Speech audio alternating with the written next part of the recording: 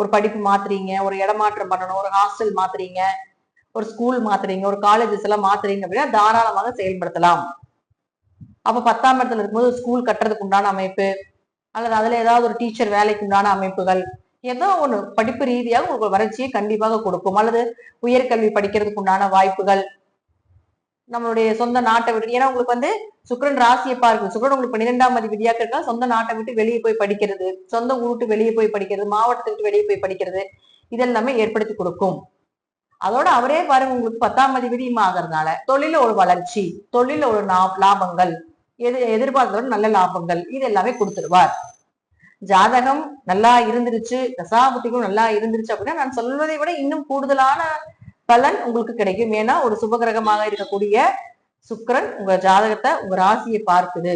இப்ப இங்க உங்க சந்திரன் இருக்கு, இது உங்க ராசி சந்திரன் இருக்கு. சந்திரனும் சுக்கிரனும் நேருக்கு நேர் பார்த்துக்கிறாங்க. ரெண்டுமே சுபகிரகங்கள் நேருக்கு நேர் பார்க்கிறது யோகம்.